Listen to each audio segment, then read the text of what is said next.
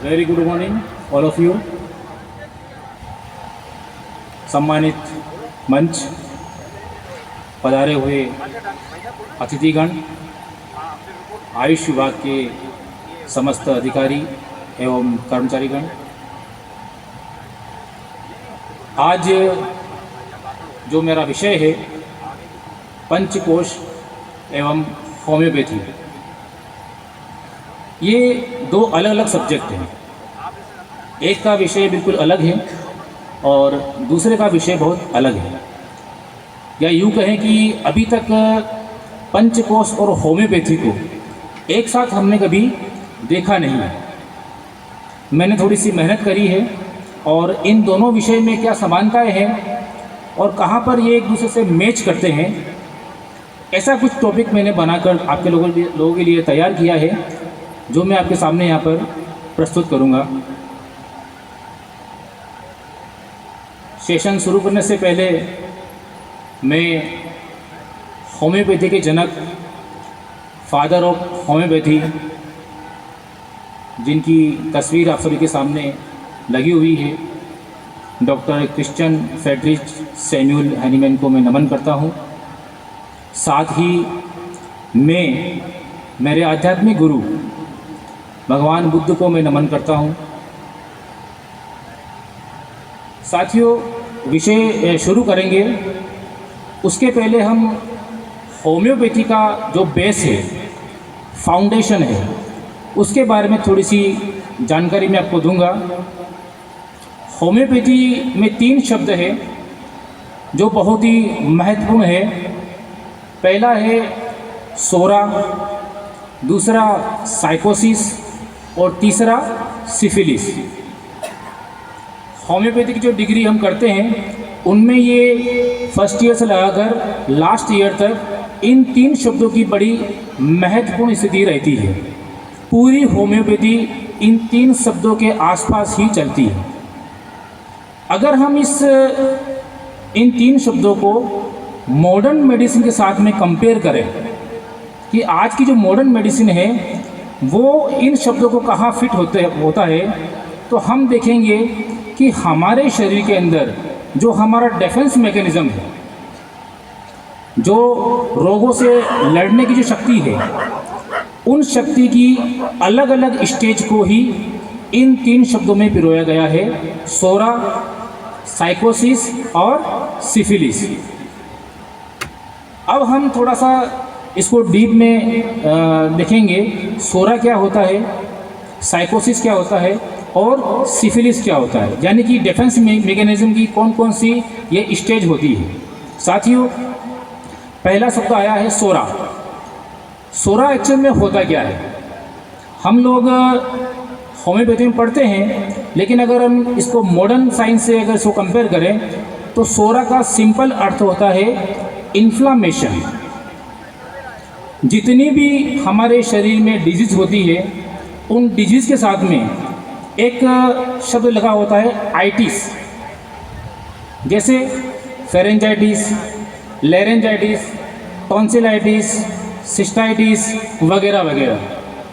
तो जहाँ पर भी आइटिस लगा होता है, यानी कि यह हमारे डिजीज़ की शुरुआती स्टेज होती है। इसे हम इन्फ्लामेशन के अंदर इंक्लूड करते हैं। तो हमारे शरीर में जितनी भी इन्फ्लामेशन से संबंधित जितनी भी बीमारियां होगी, वो सारी की सारी बीमारियां इस एक शब्द के आसपास घूमेगी, और वो शब्द है सोरा। बात क्लियर है इसमें? उसके बाद हम दूसरा शब्द देखते हैं, साइकोसिस।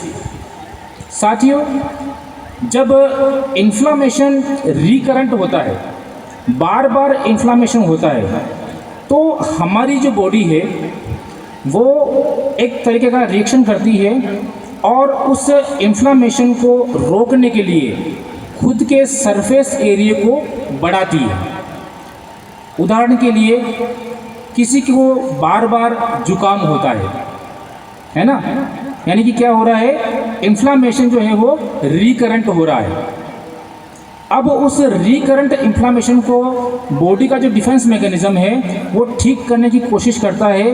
तो क्या करता है, अपने सरफेस एरिया को बढ़ाता है। कैसे बढ़ाएगा? सेल डिवीज़न का प्रोसेस जो होता है वो तेज हो जाता है।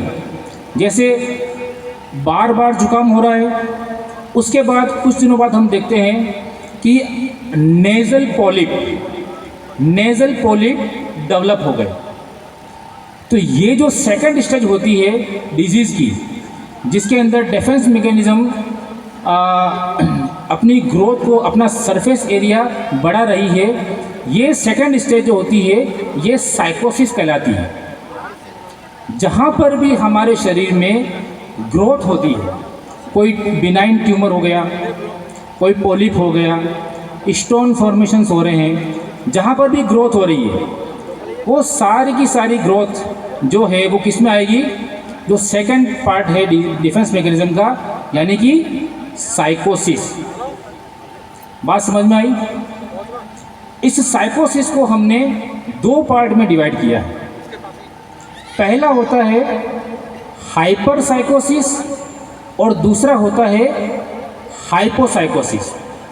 हाइपर एंड हाइपो, नाम से ही पता चल रहा है। हाइपर, जहाँ पर भी बढ़ने वाली संभावना आ जाएगी वो हाइपर साइकोसिस होगा, और जहाँ पर कमी होने वाली स्टेज आएगी वो हाइपो साइकोसिस होगा।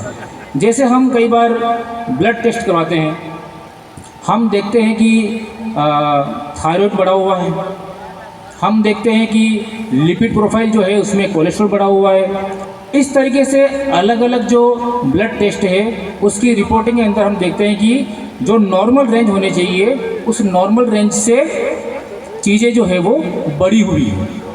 तो जहाँ पर भी ये बढ़ी हुई चीज़ें आएगी, जहाँ पर भी ग्रोथ हो रही है, वो सारा का सारा साइकोसिस के अंदर जो हाइपर वाला पार्ट है वहाँ पर ये डिजीज़ रन कर रही होती है। उसके अपोजिट यदि नॉर्मल जो रिपोर्टिंग है उस नॉर्मल रिपोर्टिंग से अगर लोअर रेंज में अगर कोई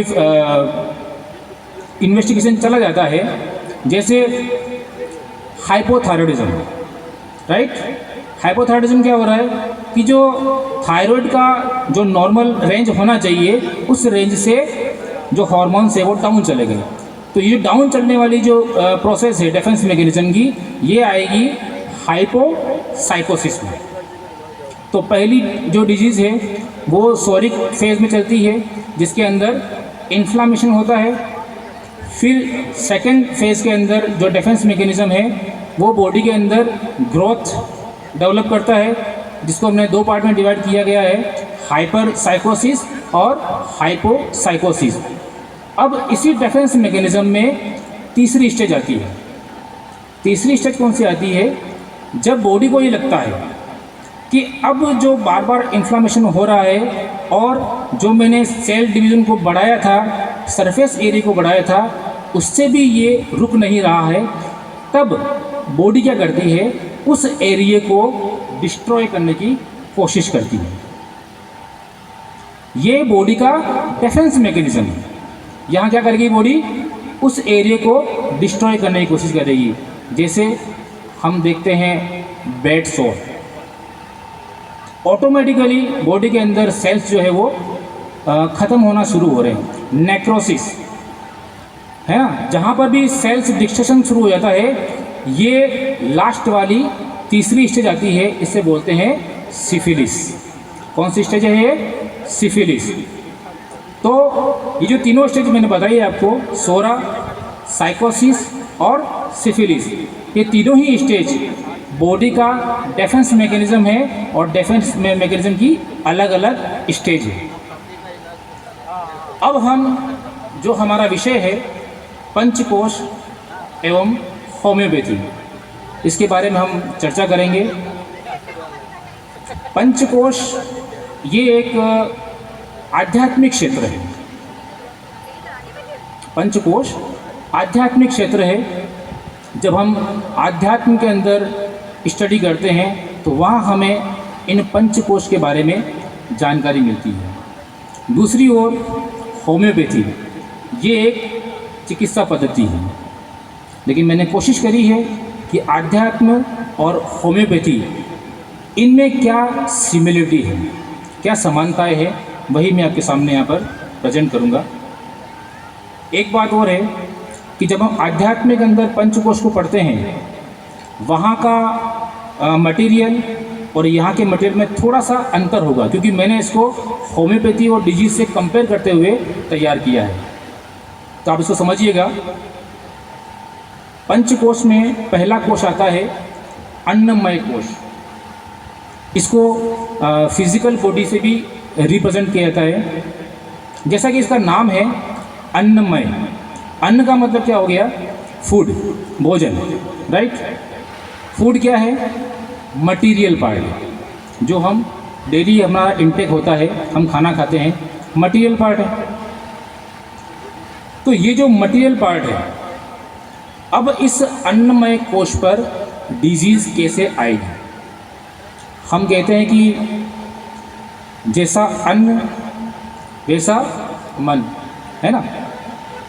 तो साथियों, हमारे इस शरीर को चलाने के लिए जो आवश्यक चीज़ है वो क्या है? Nutritional balance diet, right. जब भी इस न्यूट्रिशनल बैलेंस डाइट में इम्बैलेंस होगा तो हमारा जो अन्नमय कोश है वो डिस्टर्ब होगा।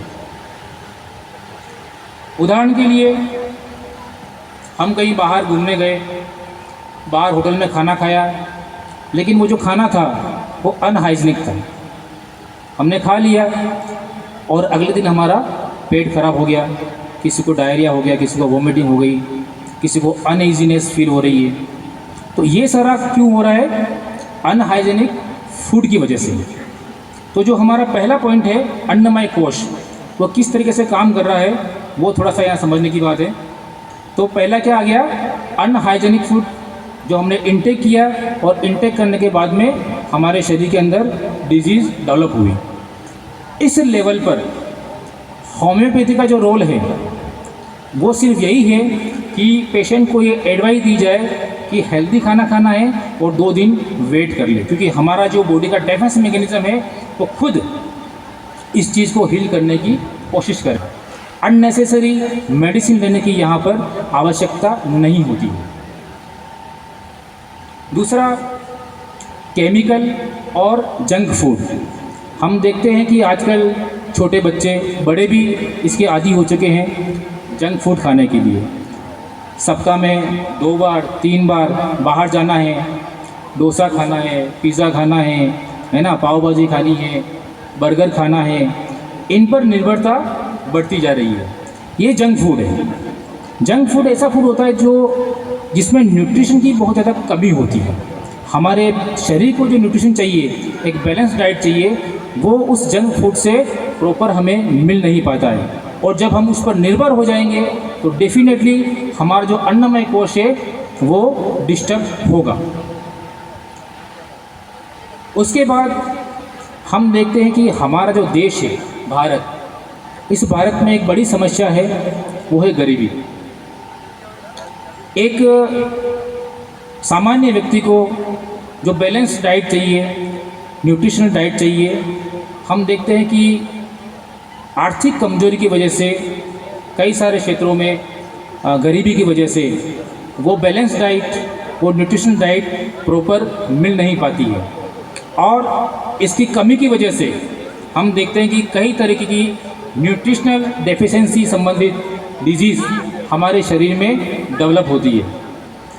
तो ये जो स्टेज है अन्नमय कोश, इसको ठीक करने के लिए क्या ज़रूरी है? चूँकि ये मटीरियल पार्ट है, मटीरियल पार्ट को मटीरियल पार्ट ही ठीक कर सकता है। तो इस स्टेज पर, इस अन्नमय कोश में जब भी डिजीज़ आएगी, बैलेंस डाइट नहीं है, न्यूट्रिशनल डाइट नहीं है, तो उसको प्रॉपर न्यूट्रिशनल डाइट देकर इस अवस्था को ठीक किया जा सकता है। लेकिन कई बार हम देखते हैं कि कोई किसी पार्टिकुलर डिजीज़ से सफ़र कर रहा है जिसमें प्रॉपर न्यूट्रिशन नहीं है, लेकिन जब हमने उसको न्यूट्रिशन डाइट दी, उसके बावजूद भी वो ठीक नहीं हो रहा है, राइट। एक्चुअली होता क्या है कि हमारा जो पूरा ध्यान है वो अन्नमय कोश के ऊपर ही है, लेकिन अन्नमय कोश के बाद में 4 अवस्थाएं और आती है। एक्चुअल में डिजीज़ वहाँ होती है और हम उसके अन्नमय कोश को ठीक करने की कोशिश करते हैं, वो पेशेंट कभी भी ठीक नहीं होता है। उसके बारे में हम आगे और स्टडी करेंगे। तो ये था हमारा अन्नमय कोश, एक फिजिकल बॉडी जो न्यूट्रिशनल बैलेंस डाइट से हम उस डिजीज़ को ठीक कर सकते हैं। नेक्स्ट आता है प्राणमय कोश। प्राणमय कोश या इसको कहते हैं हम एनर्जी बॉडी। क्या कहते हैं इसे हम? Energy body. जैसा कि हम नाम देख पा रहे हैं प्राणमय कोश, एक्चुअल में प्राण है क्या? प्राण है क्या? यदि हम 1-2 मिनट के लिए सांस न ले तो क्या हमारे शरीर में प्राण रहेंगे? नहीं रहेंगे। तो प्राण का जो सीधा सीधा संबंध है वो है प्राण वायु से, ऑक्सीजन। समझ रहे हैं आप? ये जो प्राणमय कोश है, इससे संबंधित जितने भी बीमारियां हमारे शरीर में आएगी, वो जो ऑक्सीजन है, हम ऐसे वातावरण में अगर जी रहे हैं जहाँ पर अशुद्ध वायु है, ऑक्सीजन की कमी है, वहाँ पर हमारा शरीर बीमारी से ग्रस्त हो जाएगा, हमारे शरीर में डिजीज़ इंटर कर जाएगी। एग्जाम्पल के लिए हम ऐसे क्षेत्र में रह रहे हैं जहाँ पर कारखाने हैं, फैक्ट्रियाँ हैं, लगातार उन फैक्ट्रियों से, कारखानों से गंदा धुआं जो है वो वातावरण में फैल रहा है, यानी कि उस क्षेत्र के अंदर ऑक्सीजन की कमी है। उस क्षेत्र में कोई आदमी अगर रह रहा है तो डेफिनेटली उसका जो प्राणमय कोश है वो प्रभावित होगा, उसका प्राणमय कोश जो है वो प्रभावित होगा।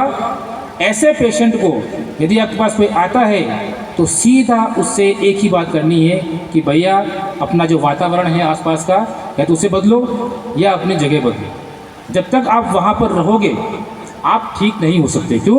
क्योंकि वो मेंटेनिंग कोज जो है वो आपके साथ में चल रहा है। आप दवाई पर टेम्परेरी आपको रिलीफ मिल सकता है, लेकिन जब तक आप वहाँ रहोगे, उस वातावरण में रहोगे, आप ठीक नहीं हो सकते। एक बात और मैं आपको कहना भूल गया कि अन्नमय कोश के अंदर जब हम योग के अंदर जाते हैं तो उसमें हम अलग अलग चीज़ें देखते हैं। जैसे कई सारे आसन होते हैं, प्राणायाम होते हैं, योग की अलग अलग अवस्थाएं होती है। अन्नमय कोश को ठीक करने के लिए जो इन सभी चीज़ों में से जो आवश्यक है वो है आसन और व्यायाम, राइट। तो प्राणमय कोश हम बात कर रहे थे। तो प्राणमय कोश के अंदर हमने पहला क्या देखा कि व्यक्ति ऐसी जगह रह रहा है जहाँ पर जो ऑक्सीजन है उसकी कमी है, वातावरण दूषित है, तो वहाँ से उसको बाहर निकालो और उसे प्राणायाम करने के लिए प्रेरित करो। यहाँ पर भी होम्योपैथिक मेडिसिन की एक लिमिटेशन है। ज़्यादा से ज़्यादा उसको ऐसी मेडिसिन दे सकते हैं जो उसके शरीर के अंदर ऑक्सीजन लेवल को बढ़ाए। उदाहरण के लिए जैसे कार्बोवेज एक मेडिसिन आती है, कार्बोवेज है ना, बहुत अच्छी दवाई है। जब भी शरीर के अंदर इस तरह की ऑक्सीजन की कमी वगैरह हमें महसूस होती है तो कार्बोवेज एक अच्छी दवाई आ सकती है, मे बी। दूसरा, कोई व्यक्ति ऐसी जगह काम कर रहा है जैसे माइंस है ना, ज़मीन के अंदर काफ़ी लंबे समय तक खुदाई करनी होती है, वहाँ पर भी ऑक्सीजन की बहुत कमी होती है। जैसे ईंट भट्टे होते हैं, वहाँ पर कोई व्यक्ति काम कर रहा होता है, वहाँ पर भी ऑक्सीजन की बहुत कमी होती है। कुछ ऐसे काम होते हैं जैसे कोई मूर्तिकार है ना, उसका पूरा दिन क्या होता है, मूर्ति बनाने का होता है, टक टक टक टक टक टक। वहाँ पर क्या होता है, स्टोन जो है वो उसकी गैस बराबर उस वातावरण में फैली होती है। अब ऐसे जो काम होते हैं ना, ऐसे काम के अंदर भी आपके शरीर के अंदर ऑक्सीजन की कमी होना जायज़ है। तो ये जो प्राणमय कोश है ये इन चीज़ों से अफेक्ट होता है। तो साथियों, जब भी ऐसा कोई इस लेवल का पेशेंट हमारे पास आता है जिसको थका थका रहता है, एनर्जी की कमी है, ठीक है ना, तो ऐसे पेशेंट को हम एडवाइस दे सकते हैं कि जहाँ पर आपका जो कार्यस्थल है, जहाँ आप रह रहे हो, वहाँ से आप थोड़ा सा अगर दूर हो जाओ या उसमें कुछ बदलाव करो तो आप इस बीमारी से जल्दी बाहर निकल सकते हो। और साथ में ऐसे पेशेंट को आसन के बाद में जो नेक्स्ट स्टेप आती है प्राणायाम, जब हम प्राणायाम करने के लिए उन्हें कहेंगे तो वो ऑक्सीजन जो इनहेल करने की जो कैपेसिटी है उनकी वो बढ़ेगी। जैसे आप क्या कर सकते हो, इसे हम एक शब्द आता है इसमें आनापान। आनापान के अंदर ऑक्सीजन लेना छोड़ना, उसकी स्पीड को कम करना बढ़ाना, वो सारे जो प्रोसेस होते हैं वो आनापान के इसमें प्राणायाम के अंदर आते हैं। तो हमने 2 टॉपिक देख लिए हैं, अन्नमय कोश और प्राणमय कोश। इन दोनों स्टेज के ऊपर होम्योपैथी की अपनी एक लिमिटेशन है। यहाँ पर जो पेशेंट है वो बिना दवाई के भी ठीक हो सकता है। यदि अन्नमय कोश से संबंधित बीमारी है तो वो न्यूट्रिशनल बैलेंस डाइट लेकर उस बीमारी को ठीक कर सकता है, और प्राणमय कोश में अगर बीमारी है तो वो अपना वातावरण बदलकर अपनी बीमारी को वो ठीक कर सकता है। होम्योपैथी का जो रोल है वो अब शुरू होता है। तीसरा जो स्तर आता है वो आता है मनोमय कोश। अब यहाँ पर हमारा जो बॉडी का मटेरियल पार्ट है, उस मटेरियल पार्ट से हम एक कदम ऊपर चले गए हैं। अब यहाँ पर जो क्षेत्र आता है वो आता है इममटीरियल। साथियों, मटेरियल और इममटीरियल क्या डिफरेंस है? मटेरियल जो हम आंखों से देख सकते हैं, इममटीरियल वो होता है जिसे हम सिर्फ महसूस कर सकते हैं, उसे हम देख नहीं सकते। तो जो तीसरा बिंदु आता है वो होता है मनोमय कोश। मनोमय कोश जो होता है, ये जो लेवल है, इस लेवल को हम इमोशनल लेवल भी कहते हैं। कौन सा लेवल कहते हैं इसे? Emotional level. साथियों, होम्योपैथी के अंदर जितनी भी एक्यूट डिजीज़ आती है, समझना बात को, जितनी भी एक्यूट डिजीज़ आती है वो सारी की सारी इस इमोशनल लेवल से शुरू होती है, यानी कि मनोमय कोश से शुरू होती है। होता क्या है, हम डेली रूटीन वर्क कर रहे हैं, कभी कभी क्या होता है कि अचानक से कुछ ऐसी घटना घटती है जिसका हमारे मन के ऊपर अचानक से प्रभाव होता है।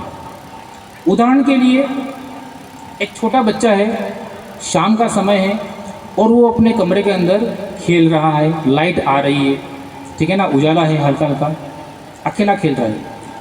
अचानक से लाइट चली गई, अचानक से लाइट चली गई। ऐसी कंडीशन में उस बच्चे की मनोस्थिति क्या होगी? उस बच्चे की मनोस्थिति क्या होगी? यहाँ पर होम्योपैथी का रोल शुरू होता है। फ्राइट, एकदम से वो डर जाता है। उसके बाद हम देखते हैं कि उस बच्चे को किसी टाइप की कोई बीमारी शुरू हो गई, कोई बुखार आ गया, घबरा गया, पसीना पसीना हो गया, है ना, किसी भी तरह की कोई डिजीज़ उसके शरीर के अंदर आ गई, ब्रोंकाइटिस, न्यूमोनिया, इस टाइप की डिजीज़ उसको शुरू हो गई। ऐसी कंडीशन में हमारा होम्योपैथी का रोल शुरू होता है। ये कौन सा लेवल चल रहा है? मनोमय कोश। ध्यान रखना इसको, मनोमय कोश। और मनोमय कोश जो है वो इमोशनल लेवल को रिप्रेजेंट करता है। इमोशनल लेवल, शब्दों को आप गहरे से समझना। मनोमय कोश यानी कि इमोशनल लेवल, जहाँ पर एक्यूट डिजीज़ डेवलप हो रही है, अचानक से मन के ऊपर कोई क्रिया हो जाती है। उदाहरण के लिए हमने भी बताया फ्राइट, राइट। दूसरे और एग्जांपल है जैसे ह्यूमिलिएशन। हम यहाँ पर सभी बैठे हुए हैं, अचानक से कोई व्यक्ति ऐसा आ गया और उसने सभी के सामने मुझे कोई अपमानजनक ऐसी कोई बात कह दी। अब जो मुझे जो इंसल्ट हुई है सडनली, और मेरे दिमाग में वो इंसल्ट के बारे में मैं कंटिन्यू सोच रहा हूँ। ये जो स्टेज है ये इमोशनल लेवल की स्टेज है, मनोमय कोश की स्टेज है। उसी तरीके से स्कॉल्डिंग मीन्स छोटा बच्चा है, उसको उसके पापा ने बहुत ज़ोर से डांट दिया, उसके बाद कोई डिजीज डेवलप हो गई। एक्सेसिव जॉय, नेगेटिव के बाद में पॉजिटिव चीज़ भी, एक्सेसिव जॉय बहुत ज़्यादा खुशी हो जाना। जैसे हमारे घर का कोई व्यक्ति बाहर गया हुआ हो, हम घर में बैठे हुए हैं, हम पता नहीं कि वो आने वाला है और अचानक से वो आके हमारे सामने खड़ा हो जाए, जो हमारे अंदर एक्सेसिव जॉय वाला जो मूवमेंट होता है, इमोशनल मूवमेंट होता है, उसके बाद कोई डिजीज़ डेवलप हो जाना। उसके बाद डिसअपॉइंटेड लव, ये मैं आपको कुछ एग्जांपल दे रहा हूँ। डिसअपॉइंटेड लव, किसी को प्यार है, अचानक से उसका ब्रेकअप हो गया या ऐसी कोई कंडीशन हो गई तो उसका साथी उससे बिछड़ गया सडन। तो जब भी ये सडन कंडीशन सामने आई तो उसका जो इमोशनल लेवल है वो काम करना शुरू कर देगा।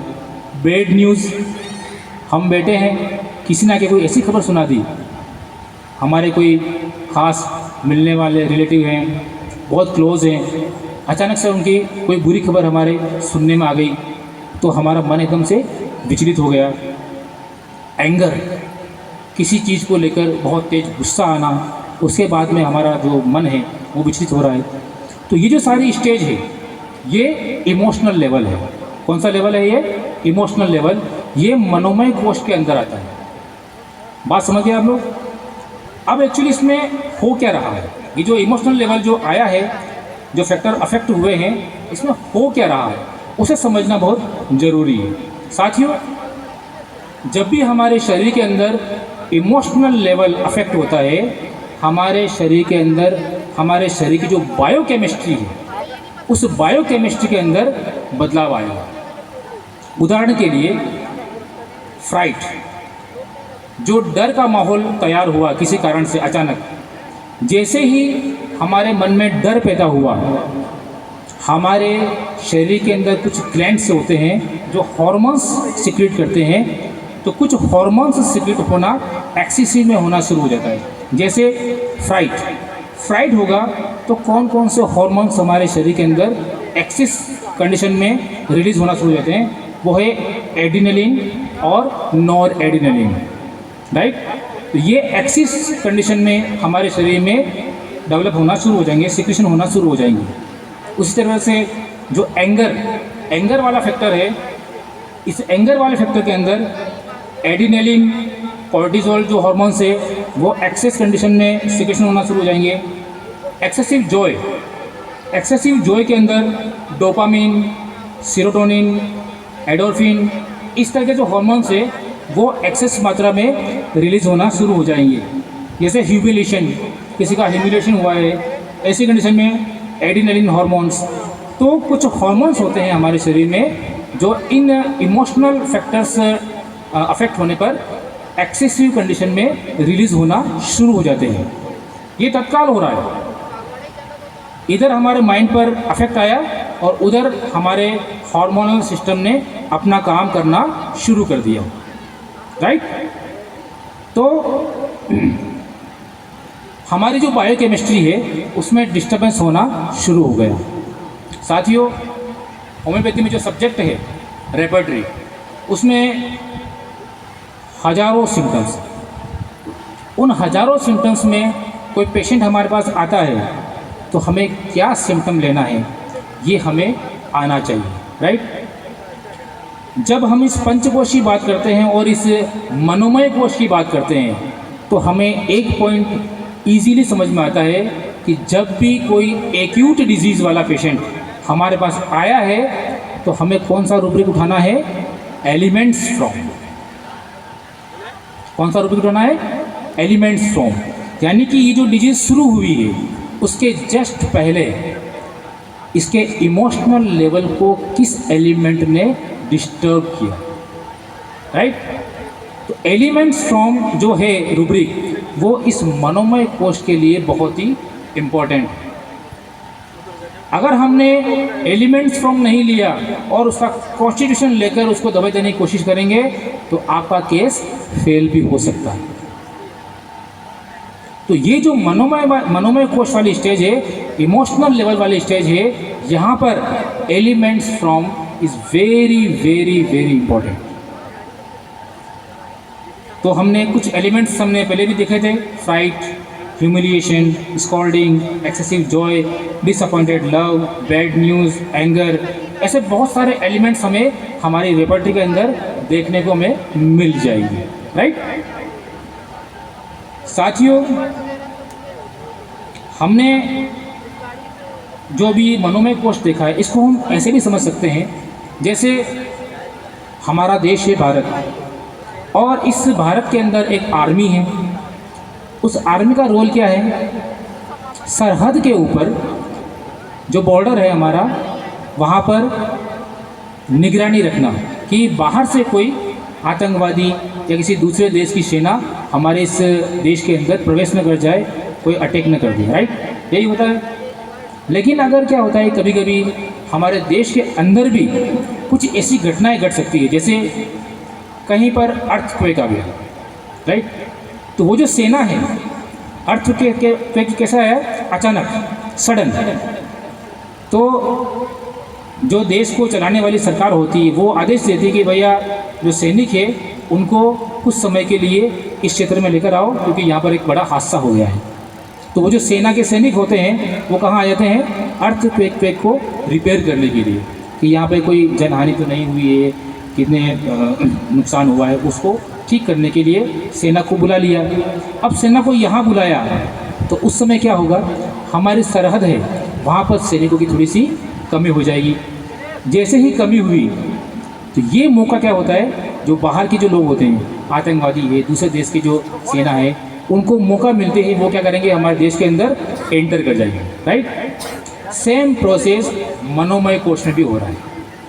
क्या हो रहा है कि जैसे ही हमारी बायोकेमिस्ट्री डिस्टर्ब हुई, राइट, तो हमारा जो डिफेंस मैकेनिज्म है वो इस डिस्टर्ब बायोकेमिस्ट्री को ठीक करने के लिए अपनी जो ऊर्जा है उस ऊर्जा को वहाँ लगाना शुरू कर देता है, बायोकेमिस्ट्री को फिर से सेटल करने के लिए, राइट। तो ऐसी कंडीशन में बाहर से जो माइक्रो ऑर्गेनिजम्स होते हैं, बैक्टीरिया है, वायरस है, उनको तत्काल मौका मिलता है। क्या मौका मिलता है कि भैया इस बॉडी का जो डिफेंस मैकेनिज्म है उसका ध्यान अभी कहीं और है, दूसरी जगह है, तुरंत अटैक करो।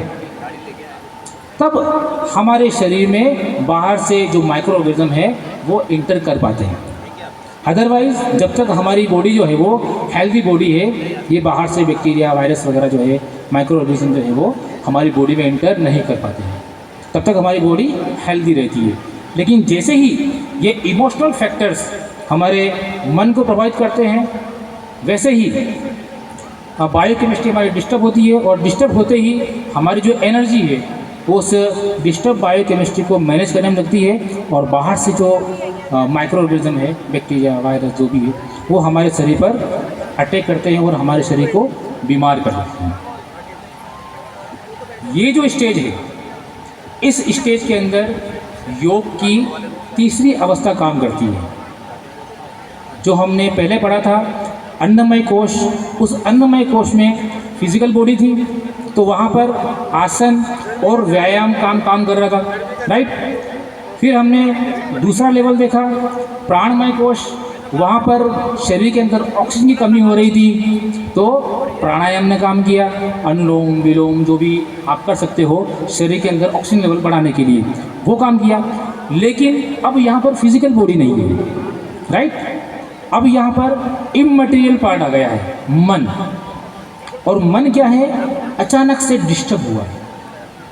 अब अचानक से इस डिस्टर्ब माइंड को, मन को फिर से सेटल करना है, तो योग की कौन सी स्टेज आनी चाहिए? हमने होम्योपैथी देख ली। होम्योपैथी के अंदर एलिमेंट्स फ्रॉम वेरी इंपॉर्टेंट। जब हम एलिमेंट्स फ्रॉम रूब्रिक लिया तो वहाँ पर भी हमारे पास एक ग्रुप आएगा मेडिसिन का, सिंगल मेडिसिन नहीं आएगी, ग्रुप आएगा। अब उस ग्रुप के अंदर से हमें देखना है कि ये जो पेशेंट है ये किस कॉन्स्टिट्यूशन से मैच करता है, उसके अकॉर्डिंग हमने मेडिसिन दे दी उसको। लेकिन अगर हम योग की बात करें तो योग के अंदर अब कौन सी स्टेज इस मनोमय को ठीक सकती है। साथियों, योग के अंदर भी अलग अलग अवस्थाएं होती है, जिसमें हम सामान्य रूप से देखते हैं कि जहाँ पर भी मन को शांत